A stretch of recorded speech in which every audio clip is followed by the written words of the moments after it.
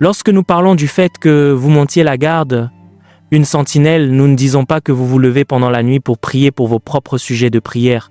Non, vous vous levez la nuit pour prier pour les sujets de prière de Dieu. Il a dit, je me tiendrai à mon poste de garde et je me placerai sur la tour et je veillerai pour voir ce qu'il me dira.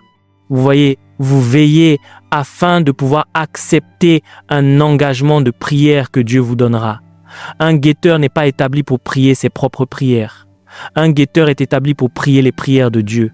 Ainsi, lorsque vous vous présentez à votre poste comme une sentinelle, comme un centurion se tenant à la fenêtre de sa garde pour fournir une autorisation terrestre à une interférence céleste, vous n'y allez pas avec une charge informatique ou des points de prière de la même manière que nous le faisons en tant que croyants aujourd'hui.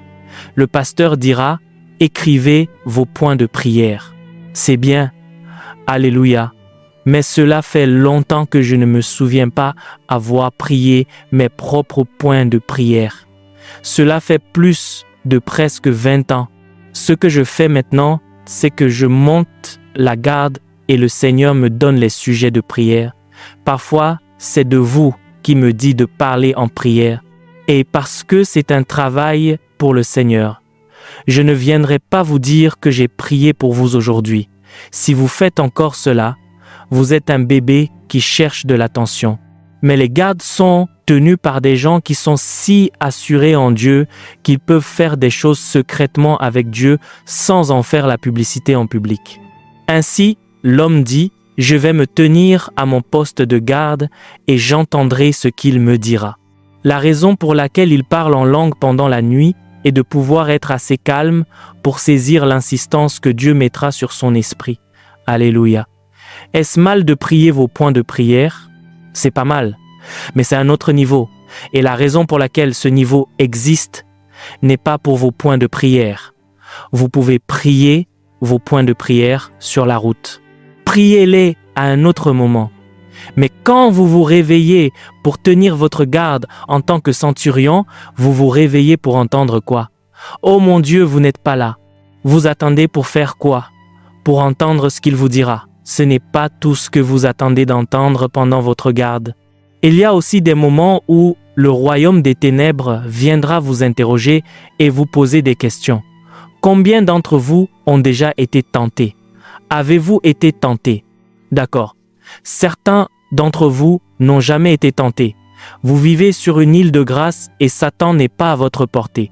Les situations vous interrogeront, vous poseront des questions, les circonstances vous testeront pour vous poser des questions.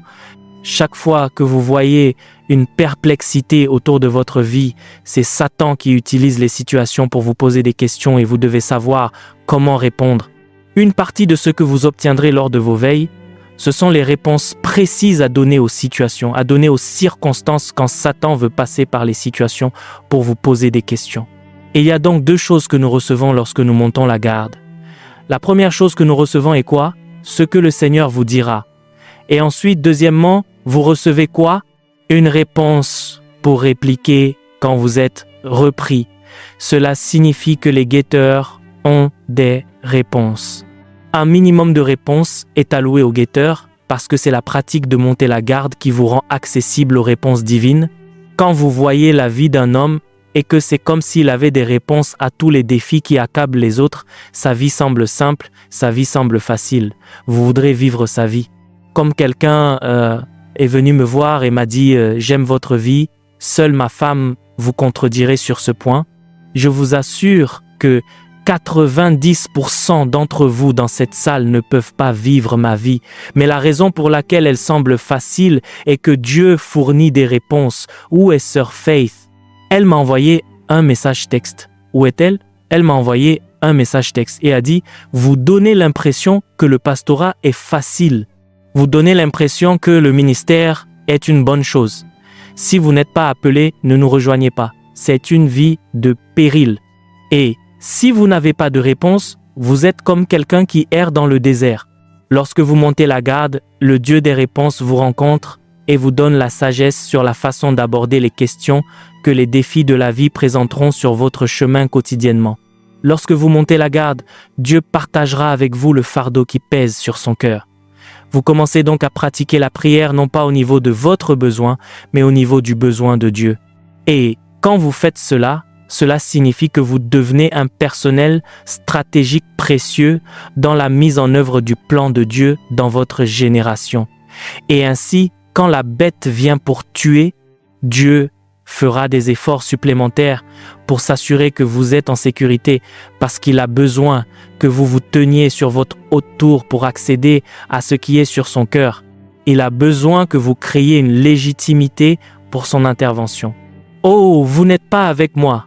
Avant de continuer cette vidéo, juste pour rappeler que nous avons notre livre Les Généraux de Dieu qui est désormais disponible. Si vous voulez connaître plus sur les Généraux de Dieu, si vous voulez connaître leur histoire, qu'est-ce qu'ils ont fait pour avoir cette onction, comment ils ont fait, quelle est leur routine spirituelle et donc ces 25 biographies, le lien dans la description de cette vidéo pour pouvoir télécharger le livre rapidement. Que Dieu vous bénisse abondamment. D'accord, puisque vous n'êtes pas avec moi, essayons d'aller dans le livre de l'Exode au chapitre 14 et je vous montrerai comment une garde donne l'avantage à Dieu.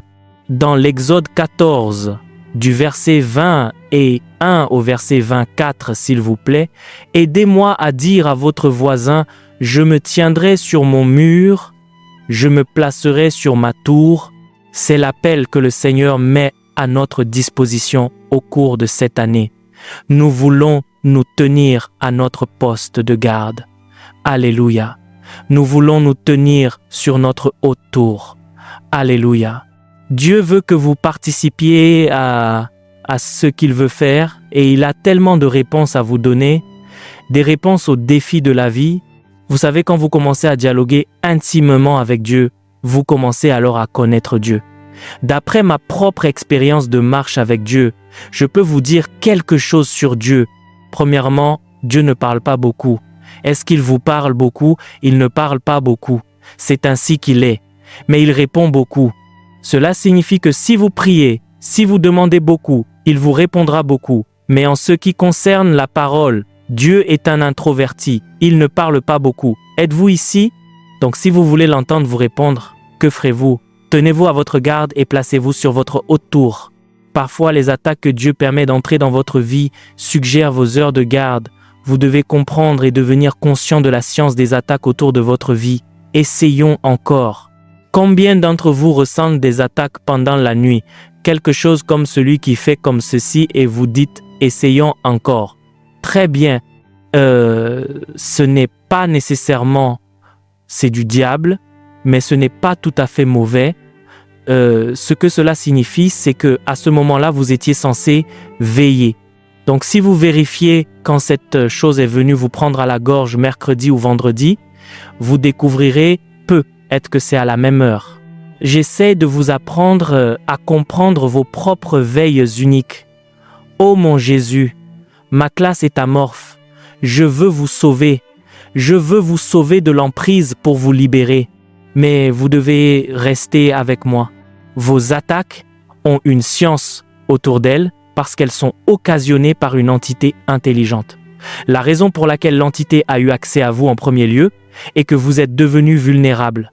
Votre système de défense a été retiré à un certain moment et ce moment où votre système de défense a été retiré suggère le moment où vous étiez censé faire quoi. Donc ceux d'entre vous qui ont levé la main et qui reçoivent des visites de l'ennemi, si vous dormez l'après-midi, recevez-vous ces visites? Quelqu'un peut-il m'aider rapidement? Oh, vous avez réalisé que quand vous dormez l'après-midi, vous dormez bien. Oh, la plupart d'entre vous n'êtes pas de bons étudiants des indices spirituels de votre vie. Vous dormez l'après-midi, il n'y a pas de crise. Mais quand vous dormez la nuit, il y a un problème. Ce que la situation vous suggère, c'est que vous étiez censé tenir votre garde dans ce créneau. Pour certaines personnes, quand vous avez fini de faire 2 heures et que vous vous rendormez, l'attaque ne reviendra plus. Pour d'autres, vous finissez à 4 heures du matin et vous vous rendormez, l'attaque reviendra. Cela signifie que votre garde a été étendue à partir de minuit. Continuez. Oh, vous voyez, je suis venu vous donner la liberté, mais cela semble bizarre. Parfois, vous avez besoin de l'aide de l'ennemi pour vous aider à tenir les gardes, et Dieu est louable. Il permettra à l'ennemi de vous éprouver, afin que vous puissiez entrer dans la pleine forme de votre mode de guetteur. Que le Seigneur vous donne l'intelligence au nom de Jésus. Essayez pendant 2 heures. Rendormez-vous. Si l'attaque vient, augmentez à 3 heures.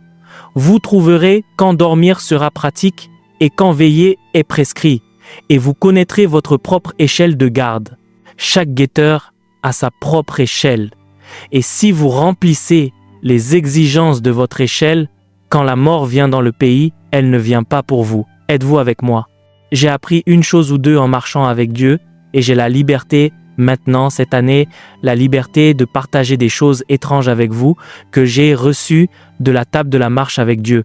Vous devez donc trouver votre propre champ d'action pour la garde. Parfois, une partie de ce qui le dévoile est le profil d'attaque que Satan met à disposition dans le corridor de votre vie. Vous utiliserez cela comme un baromètre pour savoir combien d'heures on attend de vous que vous veillez. Parfois, Dieu vient expressément et vous dit « Si tu veux me rencontrer désormais, rencontre-moi la nuit ». Cela signifie qu'il vous a donné une prescription pour vos veilles. Si vous commencez à le mettre en pratique, vous saurez combien d'heures dans la nuit Dieu attend de vous que vous veillez. Et la garantie est que lorsque vous commencerez à effectuer votre veille, vous entendrez ce qu'il vous dira, c'est le numéro 1. Et il vous donnera aussi des réponses aux questions que la vie vous posera pendant la journée. Il y a donc 2 garanties que vous pouvez extraire de votre veille. Dans le livre de l'Exode au chapitre 14, à partir du verset 20 et 1, la Bible dit « Et Moïse étendit sa main sur la mer, et le Seigneur fit reculer la mer par un fort vent d'être toute cette nuit-là. Et Dieu fit de la mer une terre sèche, et les eaux furent divisées, et les enfants d'Israël allèrent au milieu de la mer sur une terre sèche. Et les eaux étaient pour eux un mur à leur droite et à leur gauche. Et les Égyptiens les poursuivirent, et entrèrent après eux au milieu de la mer tous les chevaux de Pharaon, ses chars et ses cavaliers. » Verset 24. Et il arriva, s'il vous plaît, écoutez-moi, il arriva que lors de la veille du matin, le Seigneur regarda vers l'armée des Égyptiens à travers la colonne de feu et de nuée et troubla l'armée des Égyptiens. Excusez-moi, ce n'est pas toute la nuit que Dieu regardait. Dès qu'ils ont activé la garde, Dieu a pu s'impliquer dans leur lutte. Dès qu'ils ont activé la garde, Dieu a pu être pris en compte dans leur situation. Si vous saviez à quel point c'est critique, aussi omnipotent que Dieu soit, vous devrez l'inviter dans votre espace afin que sa souveraineté soit ressentie.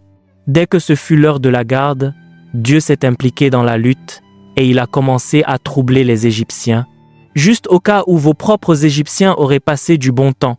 Cela signifie que vous avez violé un principe qui aurait fait descendre la puissance de Dieu pour engager le combat dans votre espace si vous aviez veillé. Ainsi, la question ce soir est, quel est l'état de vos Égyptiens? S'ils ne reçoivent pas de troubles, cela signifie que vous ne tenez pas vos veilles. Si Satan dans votre famille est aussi fort qu'un guerrier armé, cela signifie que vous avez oublié la voix des guetteurs. Je me tiendrai. C'est un engagement que prend le prophète. Quel était son engagement? Je me tiendrai à mon poste de garde. Je prie ce soir que vous arriviez à ce point de votre vie où vous prenez un engagement. Vous savez, dès que vous commencez à marcher avec Dieu et que tant de responsabilités sont placées sur vous, vous ne pouvez même plus dire que vous ne veillerez pas. Quelqu'un comme moi ne peut pas, je suis condamné à une vie de veille. Mais je prie pour que quelqu'un d'autre dans l'assemblée dise, je me tiendrai à mon poste. Nous ne tenons pas compte de la présence du diable dans l'environnement. Ce que nous faisons, c'est que nous prenons l'engagement de nous tenir à notre garde. C'est là que l'on sait à quel point Dieu est puissant. L'ennemi se vantera tant qu'il n'y aura pas de guetteurs sur le territoire. Mais dès que vous activez les veilles du matin, le Seigneur troublera les Égyptiens. S'il vous plaît, aidez-moi. Dites à votre voisin, quand prendras-tu une décision? Quand prendras-tu position concernant ta garde dans la vie? Se tenir à sa garde et monter sur sa tour n'est pas tout ce qu'il y a à savoir sur les voies des guetteurs. Lorsque vous vous engagez pour devenir un guetteur, il y a tellement de responsabilités que vous avez accepté de commencer à assumer. Merci d'avoir regardé cette vidéo. N'oubliez pas de télécharger notre livre Les Généraux de Dieu pour davantage connaître l'histoire de ces généraux de Dieu. C'est plus de 100 histoires inspirantes, 25 biographies à l'intérieur. Que Dieu vous bénisse abondamment.